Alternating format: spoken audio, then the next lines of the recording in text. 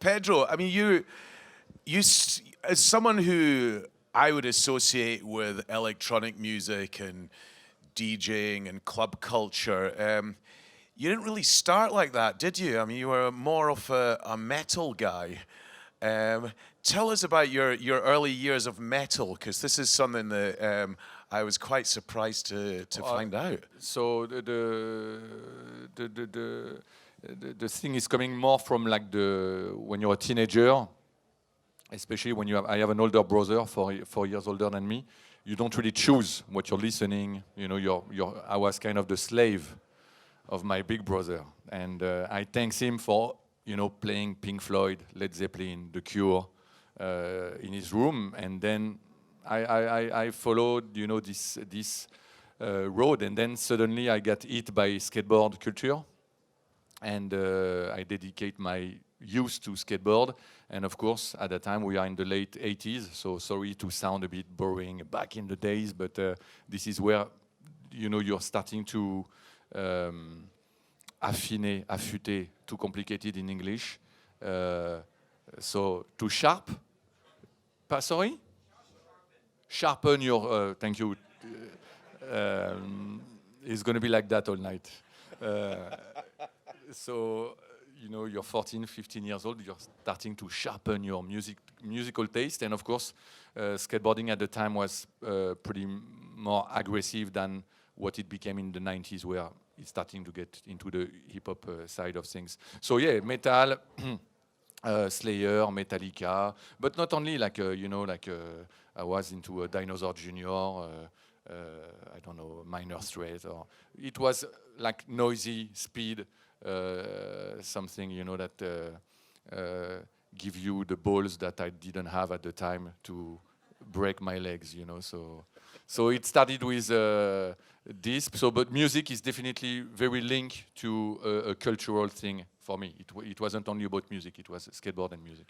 And at which point then did you go from skateboard and more guitar-based music into a direction of electronic music and club culture? Again, thanks to skateboard, I think skateboard saved my life, and I think it's the best school of life where you meet tons like very different people from you. You going out of your comfort zone, and I think it's the most exciting and interesting again sport or cultural thing you can do when you're a teenager. And some friends of us one night told us, "Hey guys, we're going to a rave." So it was 1992. Okay, a rave. Okay, let's do it. I didn't know where we will end, and I remember because we walked like really far, from the north side of Paris, outside of Paris, and we entered like a warehouse, and I don't know, 3,000, 4,000, 5,000 people, music super loud, something in the air, and everybody is dancing, not paying attention to the other one, and the music I never heard before, and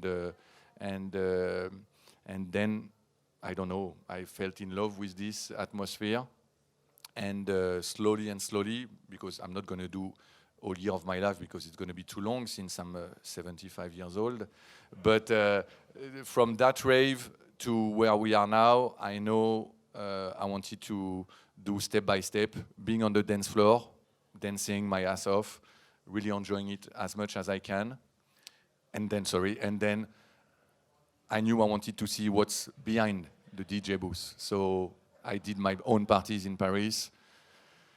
Then I wanted to produce then before that I wanted to be the DJ at the party. So I started to DJ, blah, blah, blah. And then producing the records, make a label and stuff like that. So am I right in thinking you were a law student and then you finished your studies? And oh no, very short. You didn't finish your studies? No, of course. I stayed 3 months.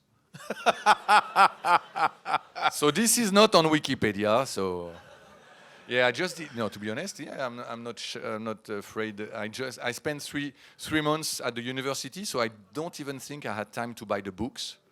It was really the first 3 months you're looking, I'm going to sit next to her or do this, do that.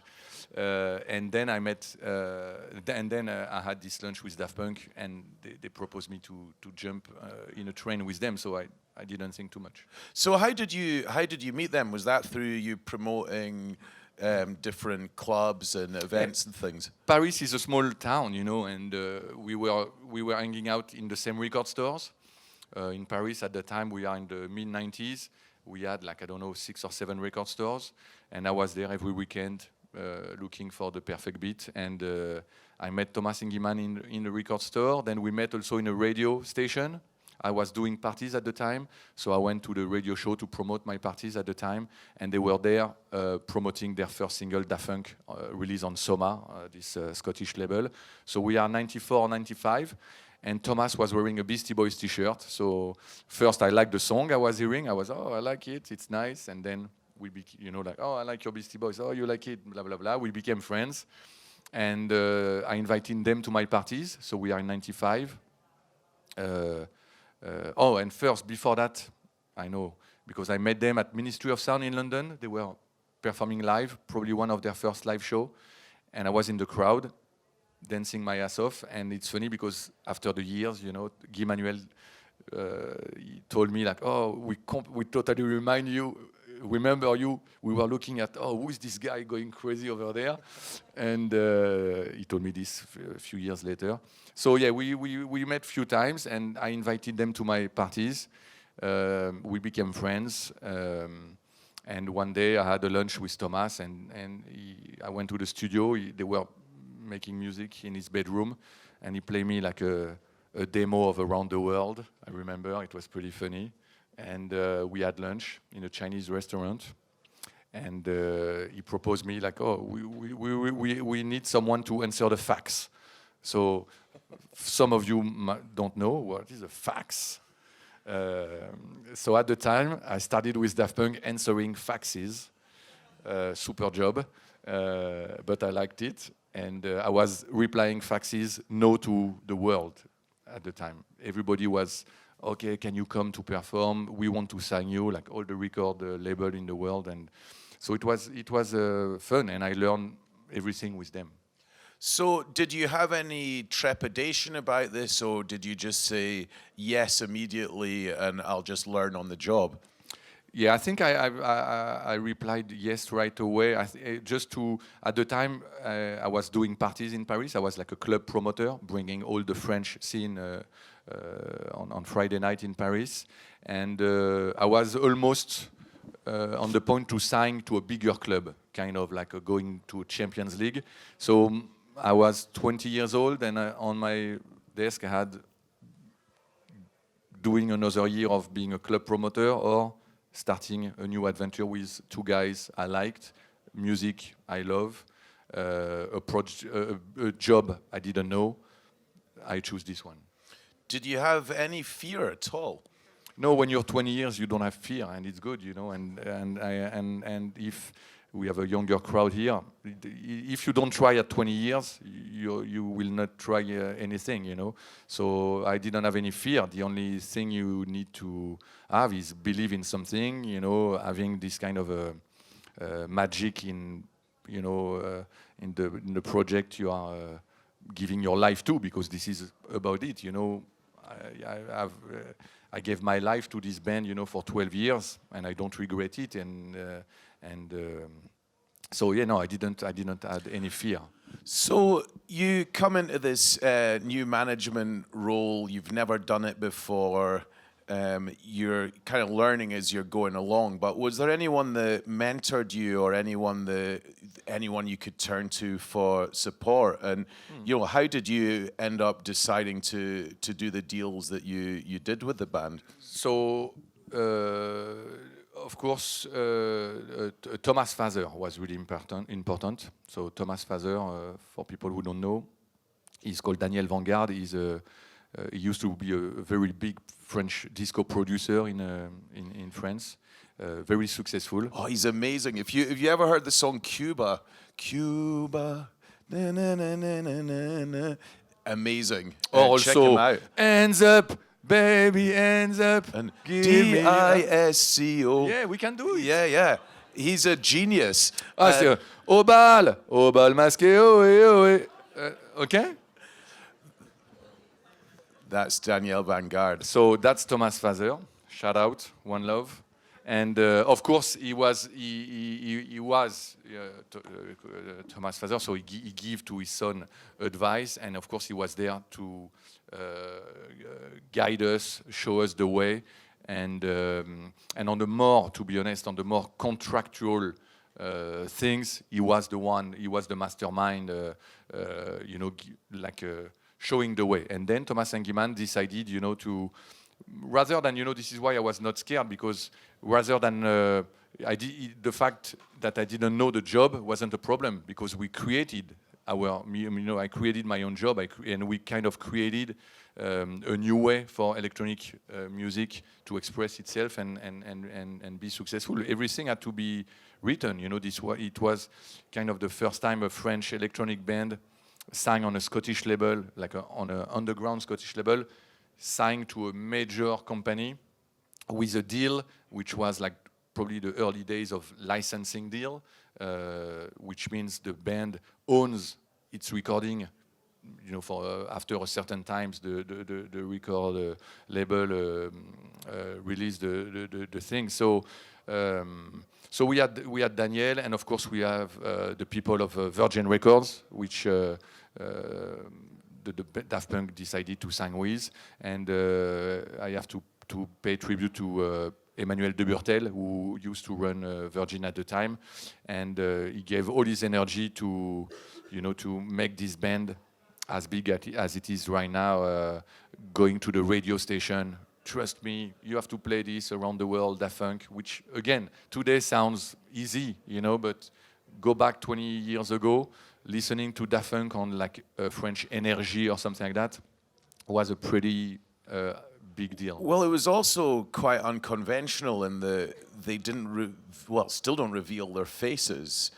I mean, there wasn't, and then there was the whole opting out of certain rights with SACEM, and you're not long in the job, and then suddenly you're taking a collection society to the European Commission, if I'm not mistaken. I mean, what kind of a learning curve was that? Or do you want to perhaps quickly sum up what happened with that? Oh, it was just a problem of, it was more like a philosophical problem rather than a pure, contractual thing. It's just like Daft Punk didn't really like the monopole, ça se dit en anglais? Monopolic situation of la SACEM. In France, you have only one right society, which is la SACEM, and they were not comfortable with it. Since then, they signed with SACEM, so they find a deal now. So, but to be honest, I wasn't that much concerned. It was, and again, even them, they were not. It was something in the air, but not a big deal at the end. It was more a way to also a position they had. At least they said what they had to say, and things change. With the time. So you develop this management role, and at the same time you start to develop the label, and you're still DJing obviously as well. So how did you divide tonight at the Good Villain after party? Be on me. What time are you on, by the way? Midnight 30, whenever. We'll see. So once you're done here, then you know where to head to next. Be on me. Let's make a password. Olaf is the funkiest. You come to me tonight, Olaf is the funkiest. Free be on me. God, that sounds great. I have to come as well. So how did you balance it all out? Because I imagine when you're managing an act that have become world famous, super successful, then you decide that there's the label as well, and you're doing your own creative career. How did you balance it? How do I balance it? I don't know. It's something pretty natural. We are living in a pretty exciting time, and we had this. You probably heard about this internet revolution, and I think it changed. our way of doing things, our way of being entrepreneur also, you know, like I'm not, like I don't have this entrepreneurial thing inside of me, but since, you know, internet give us opportunity, you know, to do things faster, I try to make them better. I didn't write it, but then I'm thinking of it. Then people got it stronger, and no, but I don't know. It's just I didn't think too much, to be honest. It's part of the job, you know. Being only a DJ, I don't think I will be happy with that. Running a label, I'm at the office every day of the week, but I need, you know, to have fun on the weekend. So. And yeah, you know, anyone today can, you know, have a laptop, you know, and express his creativity. I'm expressing my creativity through the label, the fact that I'm DJing, the fact that we are publishing books, and also maybe my only thing is trying to get people being kind of a magnet, bringing talents around me, and writing a story all together and. But it's kind of a global thing, you know, like. But I'm sure plenty of other people are like that, you know. They like to, I don't know, cook during the weekend and be a great banker during the week. I don't know, like. So especially here in Luxembourg. I'm sure there's quite a lot of excellent banking chefs. Are there any points where you realize that, God, I've made it with a bankery. That's right, yeah. Okay. Hey, someone want to invest? This is the place to do it. Are there any? Was there a point where you realized that, God, I've made it, or I've? I don't think like that. I don't. Were there any high points though where you're like, okay, suddenly you're looking at the band you manage playing to thousands of people at a festival? Yeah, of course. No, of course there are moments. Justice winning the Grammy Awards of the Best Electronic Album in 2019 was definitely a highlight, especially since I've been living inside of me and also above of me about this comparison with Daft Punk and Justice, of course.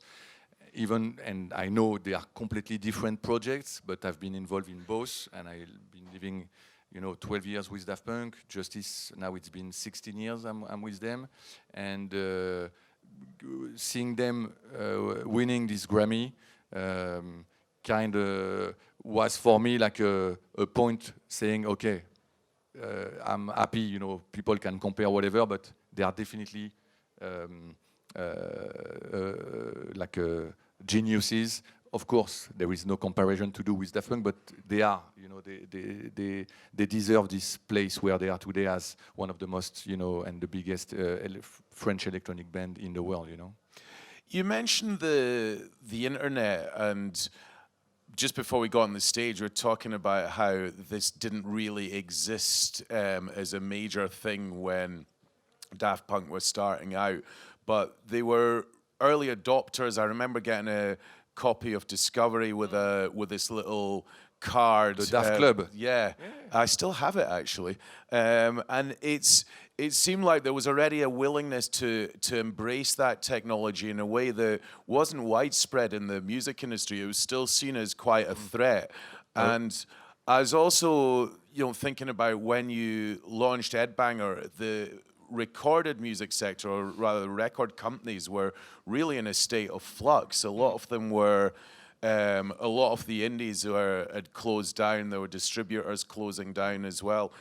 I mean, for you, when you look at technology, do you see this as, always see this as an opportunity? Do you see it as something that you're like, oh, how can I use this to be creative? What's your overall philosophy when it comes to technology? Definitely have to not to be slaves, you know. Like I hear and I see a lot of people saying, "Oh, I'm addicted to this. We are slave to this technology." The thing is we have to be Dompter. Dompter in English? Hein? Quoi? Tame. Oh, c'est trop compliqué. Donc les Français, vous avez compris, quoi, ceux qui parlent français. Il faut mieux dompter l'outil.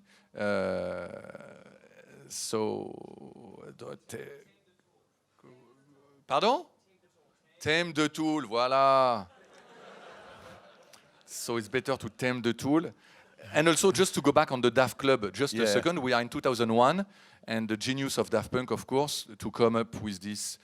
So I don't know any of you who owns the Discovery album. So we put inside each CD a little credit card with your own number, and then you were going to a Daft Club site, which was before iTunes, in fact, and we were giving away every month like a free remix or a free track from Daft Punk. And again, it's definitely like it was a big thing for a big move for Daft Punk, and again something we can thanks Virgin Records for following those kind of craziness when you have a band coming. Oh, can you manufacture 1 million little credit card? Can I ask you something with this? I never actually did it, and do they still work? No. This is sad, but no. The site doesn't work anymore. But I think we were smart enough. We put an expiration date. Right. Just like a real credit card. I need to double check, but I think we put an expiration, like not to have someone like you suing us 20 years later. Hey, I never been to the Daft Club. But no, so you had an actual site, and it was like really like what iTunes became, like a little window and with a little player and a little download button, and then that's it.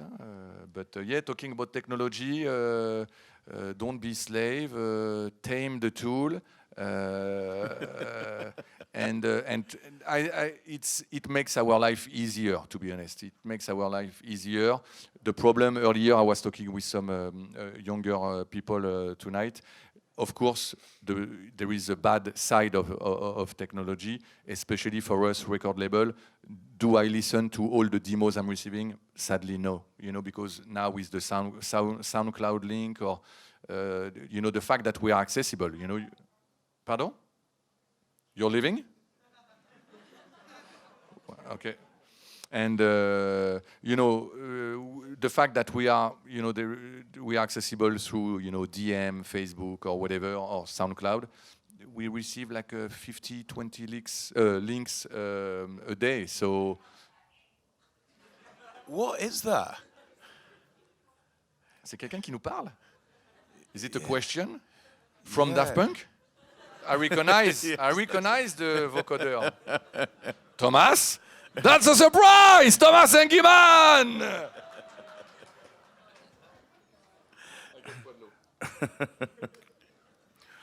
So do you find it when you do hear about new technologies, is that when you hear about things, do you get excited about it? Is it something that you build into your creative and business process, or is it more someone or one of your artists going, look, we've got this and we think this could be an exciting thing to do? Yeah, I'm myself, I'm not especially like into like looking for the new way of, but it's just a question of when you're meeting some people.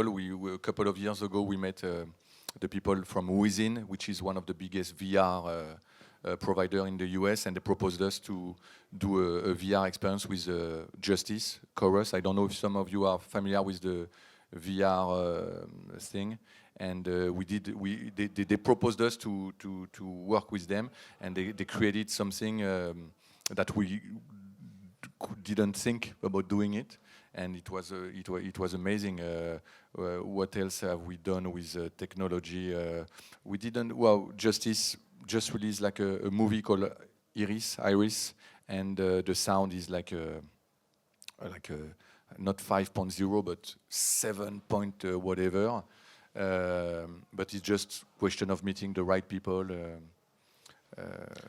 I think you reminded me of something actually, which I promised to mention hours ago, but there's a whole lot of VR stuff happening around here. I did it. Did you? Did you do the lightsabers? I did the lightsabers. So if you want to have a shot at the lightsabers, they're up the stairs, and there's some things happening outside as well. So check out the VR stuff. I've not had a chance yet, but this is the first time I ever had a go of virtual reality. Was actually here at Sonic Visions, and yeah, they're quite ahead of the game. So check out the VR stuff here. Where can people check out the Justice things? Are there? We did a few shows, and it's a shame we could have bring it here, but it's a pretty high level technology, VR technology, so it needs a bit of space. But all the people who owns like the Oculus headsets can go on the Within. I don't know if you're familiar. It's kind of the iTunes of the VR programs.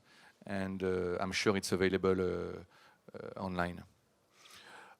I've got a few questions obviously lined up for you, but I thought that, we're about halfway through. I just wanted to know if there's anyone in the audience that has got any questions relating to what we've been talking about so far, or any other things that might have come up. We've got a microphone somewhere as well. Who's got the... Sam, is that you, Sam? I can't see in the dark, but yeah, but Olaf, I can see the side of your face. They don't seem interested, so let's going on. Come on, who's going to ask a question? Two beers on me for the question. There we go. All right. When, how did you come up with creating Ed Bangers? How did that start? When did that start, the whole project? So, Thomas and Guiman of Daft Punk. It's a very. We're gonna switch chapter because we've been doing a big chapter on Daft Punk, but it's half of the book. But they Thomas and Guiman, they had their own independent label.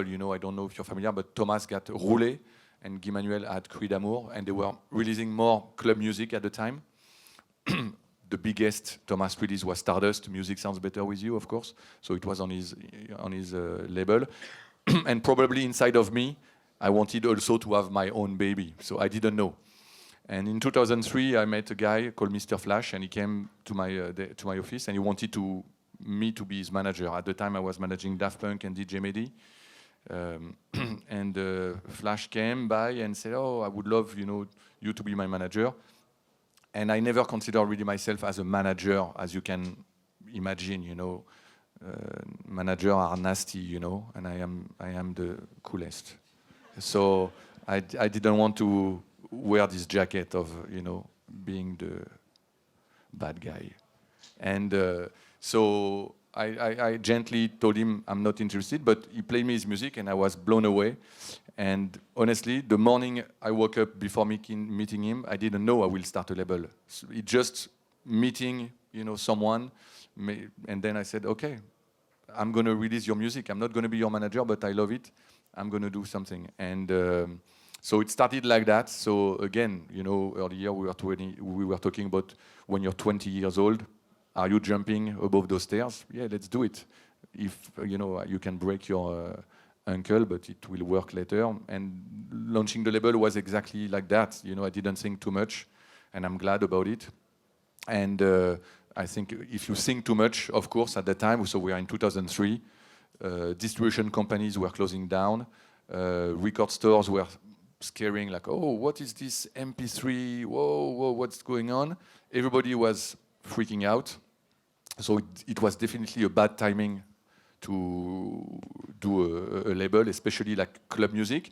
But funnily, the first release we did on Headbanger was more like a hip-hop instrumental thing, and at the time everybody was looking for a new Stardust, really filter the disco, French touch, a signature. And I released something which was completely opposite to that sound. Of course, no one really cares, but it was part of the game, and it's good to keep your feet on earth. I was calling, hey, this is Pedro from Headbanger, and I was leaving messages on answers machines. And when I was calling, hey, this is Pedro from Daft Punk, then 10 people were calling back. So it's also a good balance, to keep your feet on earth and keep going. Luckily, a couple of months after I released this first record, I went I kind of pushed the door for a cheese party dinner at some friends, and I met Xavier and Gaspar of Justice, and I released We Are Your Friends from Justice, which was the second release of the label, and was the starting point of the Headbanger adventure. Now, you mentioned that time being as this, I guess that 2003 was when things really started to go badly wrong for labels, and the revenues from recorded music just plummeted, and all the big record companies were laying people off.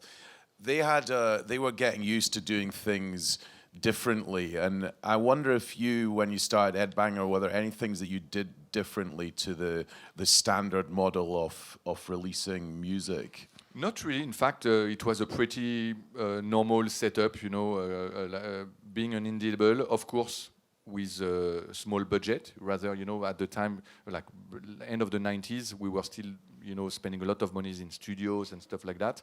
We are coming from the home studio culture, so everything is homemade, so it doesn't cost much money.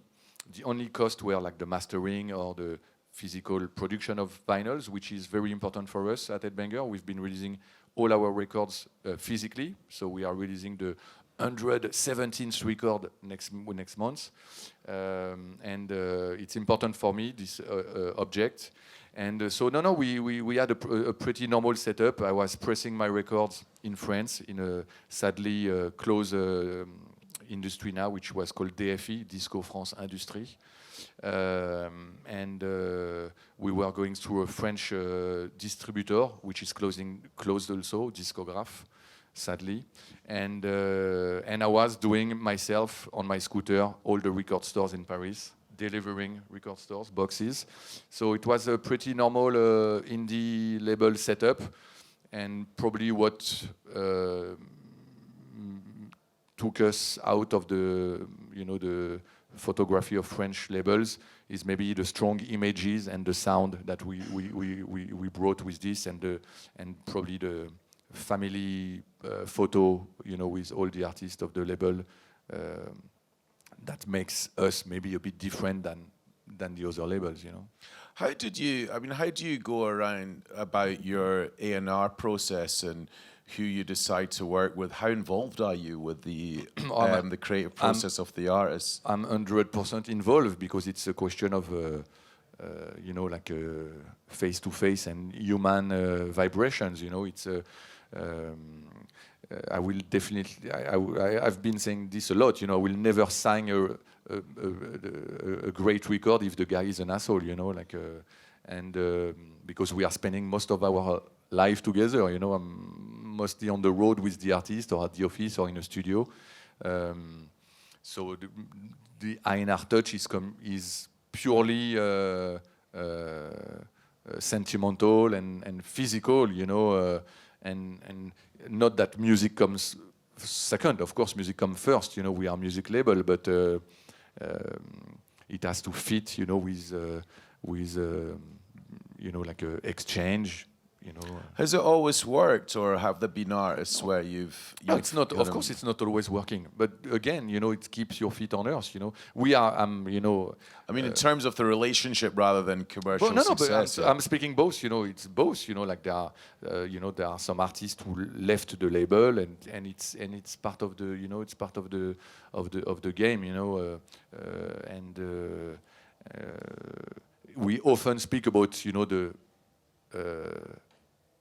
up things, I don't know, the peaks, the peaks, and less of the downside of things, but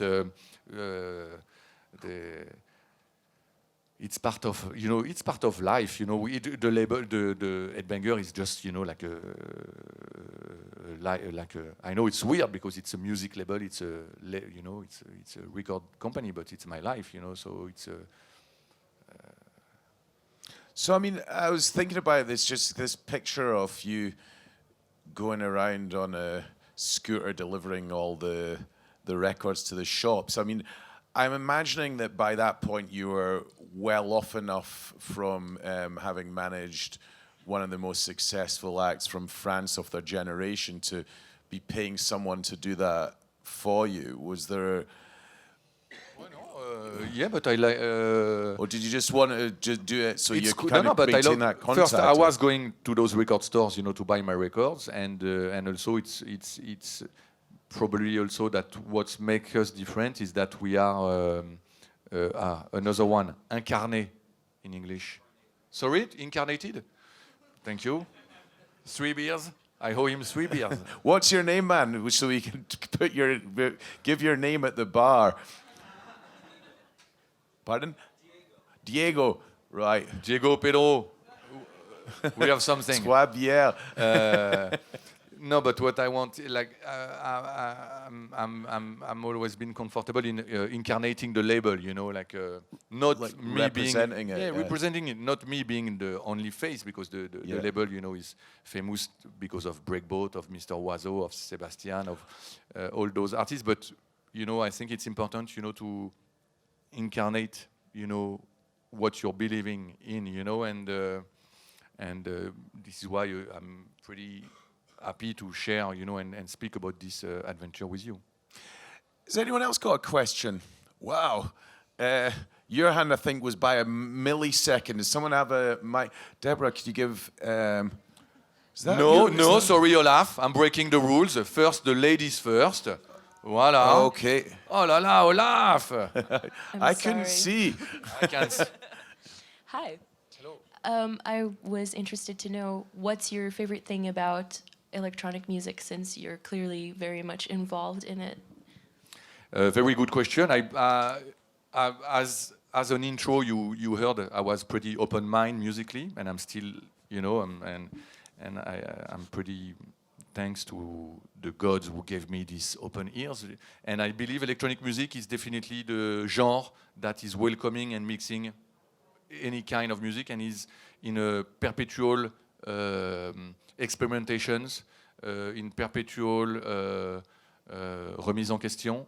I don't know the... Questioning. It's always Diego? questioning. Yeah, but it's not the translation I want, Diego. I know. Hey, Diego, I get it. Electronic music, yeah. Electronic music is challenging itself. No, but you know what I mean. Like electronic music is definitely the genre that is the more open. It's to the other ones, so that's what I like. And I like, of course, probably the experimental thing side of electronic music, and to go back on the Olaf ecstasy dream. I don't need ecstasy. I think the repetitive things of the repetitive beat makes something like physically in my brain, and I'm addicted to electronic music. Thank you. I would qualify that and say that after the first time I did it, I didn't take it for years afterwards, because it was just more that unlocking of like, all right, now it all makes sense, I mean, this was more on the sort of house music front rather than kind of techno or more sort of gothy things, which I was always quite into. But it's, actually this makes me think of something else. Are there any other musical genres that you're really passionate about? After electronic music, what else would you say you listen to most? At the office, I don't know if you've seen the picture of the office. My office looks like a record store. I got record shelves all around, because it gives me good vibrations, and it's definitely half electronic music and half hip hop. I've been a big hip hop head.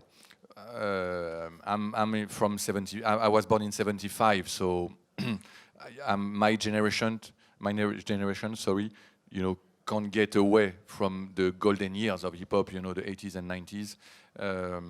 So I was really, and again, it's going back to repetitive beats, I'm in love with, a drum machine kicking, It's interesting this as well, because if you think about the big musical exports from France from, the 90s was hip hop and electronic music with MC Solar and I Am, and, then obviously Daft Punk on the electronic side. But that seemed to be really what opened up certainly my generation to French music in a way that I guess other genres and other acts in that particular period just weren't really doing or capable of doing. Yeah, well, the fact that on the export side, of course, Daft Punk really opened the door, for all the French scene to express itself, and for once, after 30 years of totally absence of the French music on the world map, it's true that Daft Punk, Cassius, Air, the Phoenix, all those guys really paved the way to what the wave came after. Tell me. Hey, we have another question. Don't be, no. Robert, you go on. I do have a question, yeah. Is this about your first time on E or? No. I'm too old for that shit. No, this is I come from a venues background, Pedro.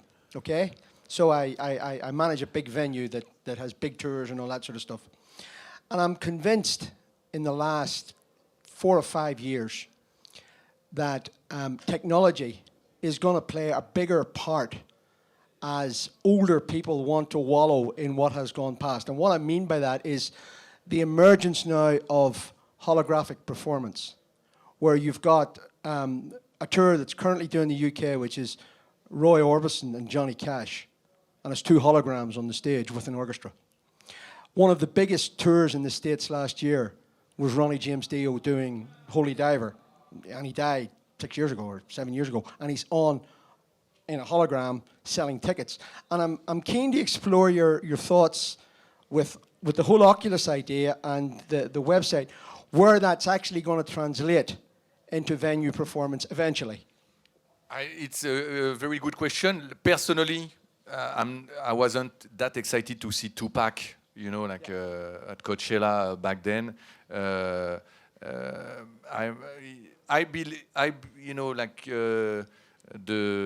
Sometimes the technology proposals and advance will probably be kicked down by the need and our need of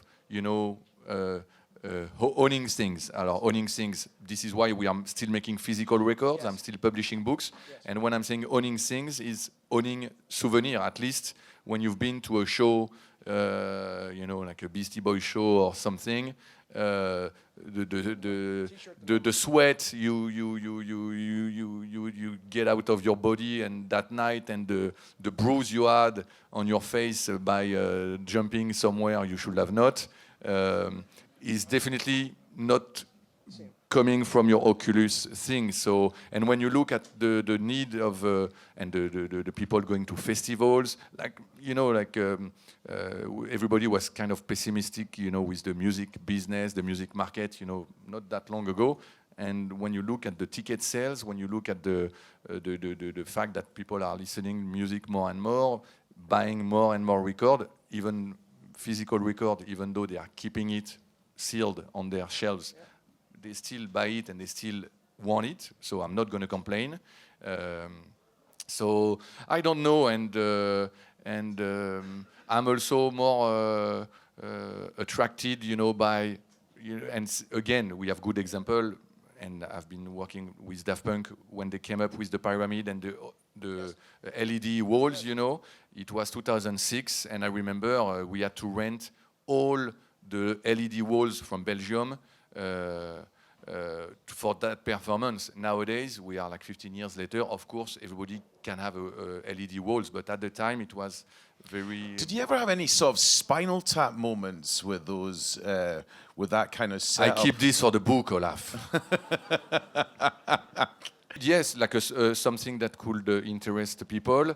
Kanye West came, so we invited Kanye to see the pyramid at Lollapalooza in Chicago, where he's from. So 2007. So he's coming to the front of house, watching the pyramid. And I'm not joking. And literally at the end of the show, he's look at me, Pedro, who is the light man? I want to hire him. Literally, at the end of the show, before congratulating the guys, he wanted to hire the light man, which he did, in fact. He did. Yeah. Yeah, that's a result. Why I did prefer the other story. Because I didn't tell who brought her to the tour bus. It wasn't me. Right. Tell me, why did you stop managing Daft Punk? Wow. This was the chapter 7 of the book. I'm kidding. But no, because it's a natural move, you know, like when you're in France, when you're 18, you kind of get kicked out of your parents' house, which happens to me, you know, like, oh, it's time to live your life, my son. And at the same time, I wanted to have my own room and do my own parties, you know.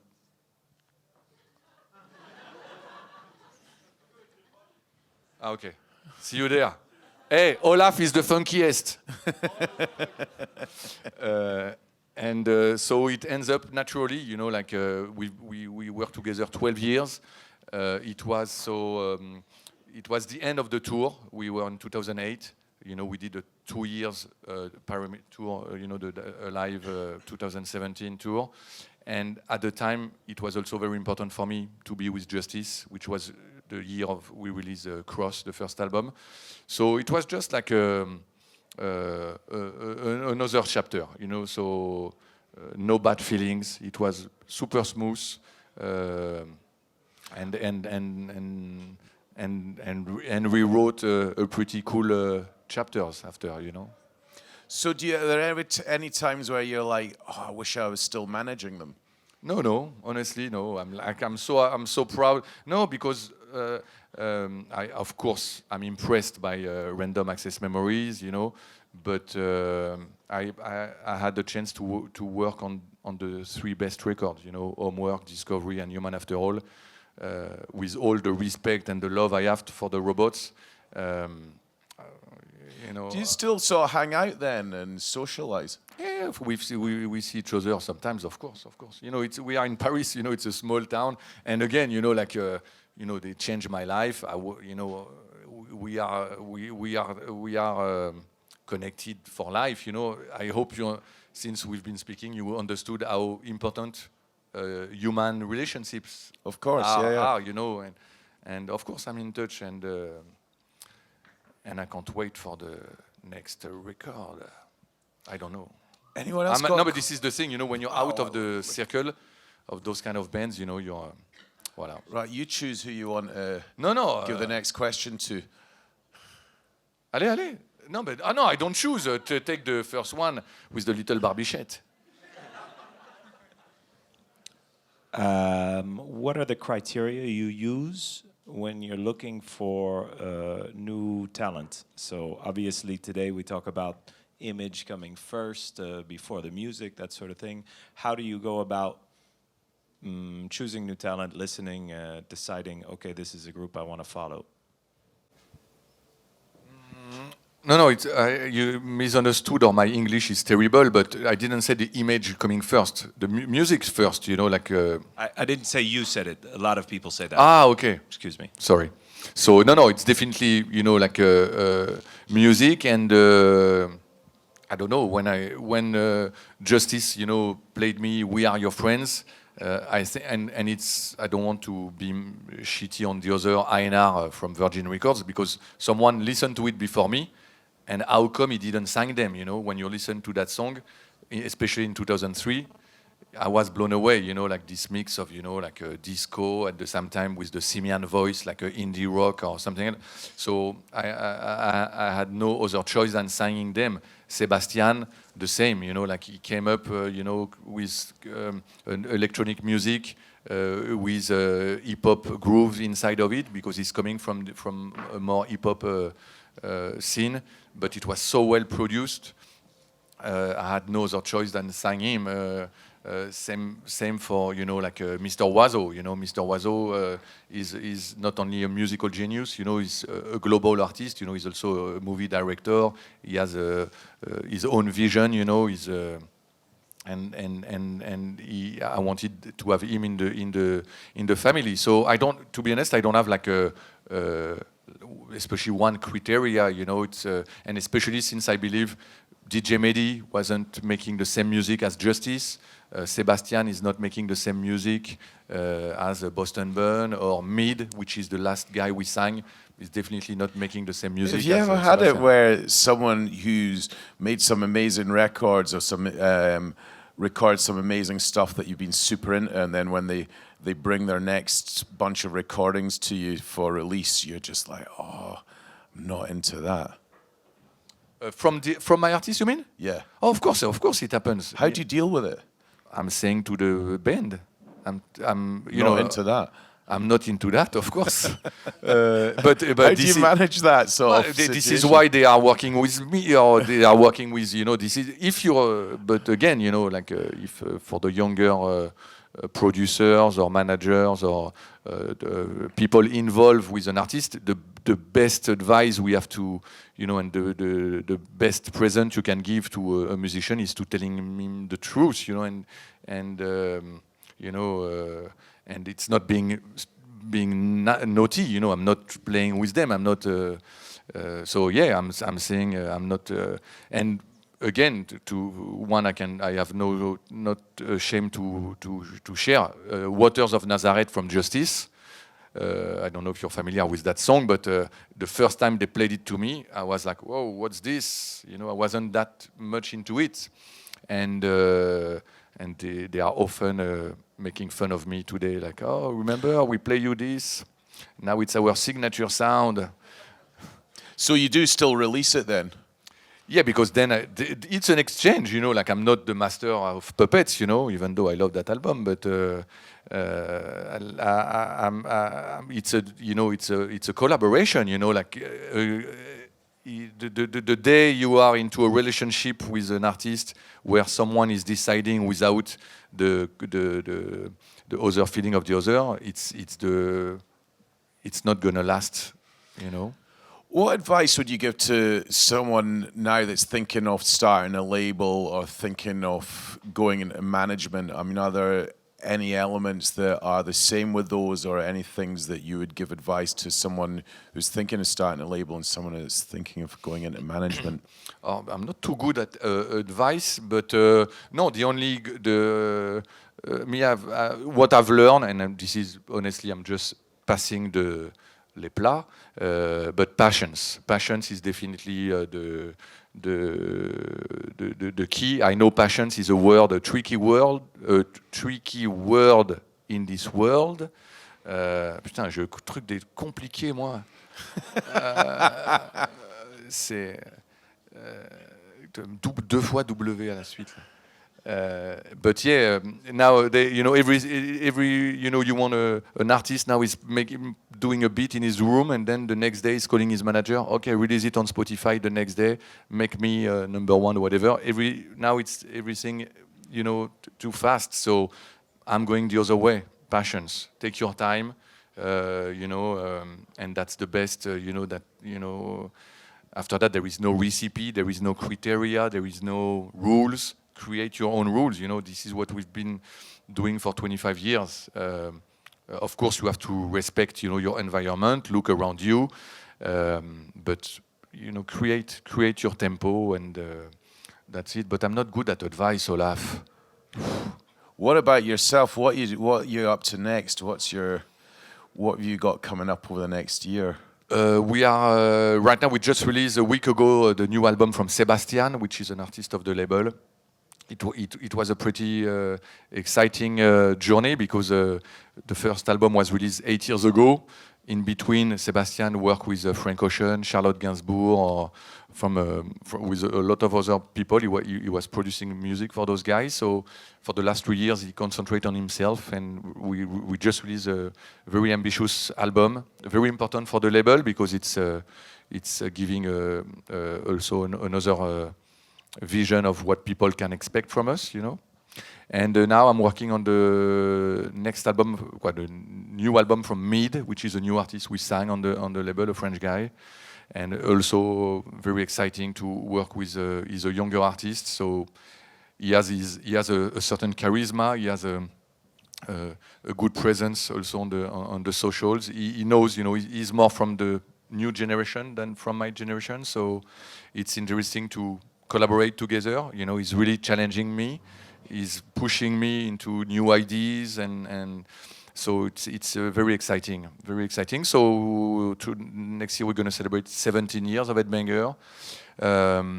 We still love it. Still, you know, I don't know. It's interesting, and we still have the face. And is there anything that you've not done yet that you'd really like to do?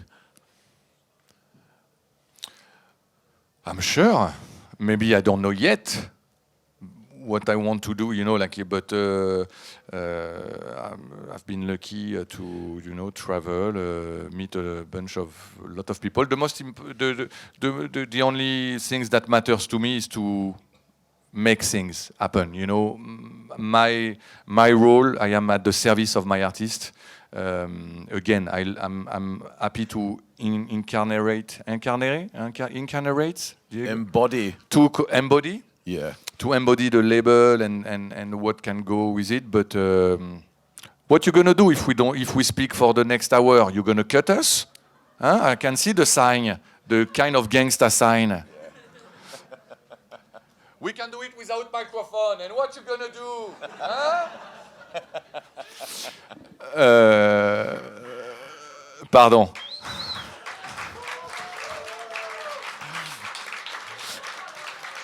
I don't know what I was saying, but I was trying to say something interesting for once. Ah ouais, embody, but exactly. Thank you, Diego. And 4 beers. Really? 4 beers? 40 euros in Luxembourg. Calm down, Diego. Calm down. But the most important, and this is again talking about, you know, creativity, involvement, and stuff. We are the service of the artist, and this is the magic things, you know. For me, the being connected with artists and try to make things happen. You know, that's the only things that excites me, rather than being number one or being successful or achieving. You know, just you know, create good stuff. Creating stuff. Voilà. Great. Well, what a nice note to end on. I think we have to vacate this room because there'll be someone playing in here later on. So it's, as far as I know, an artist-friendly move. But don't move. Let's make something special. Hashtag something will happen. Boycott. What else? We say sitting down. We sit down. What you gonna do, Olaf? I'm going to go and interview some hip-hop guys on the stage that have been working on some Luxembourgish and some German hip-hop acts have been working furiously on making some music for the past 2 days. So I'm going to have to go over there, but I believe there's... what's this about champagne next door? I've heard, yeah. There's Ecstasy man, champagne man. Well, there's Diego's beers to think about. But what an excellent chat. Thanks very much, Pedro. Thank you very much, and for the attention.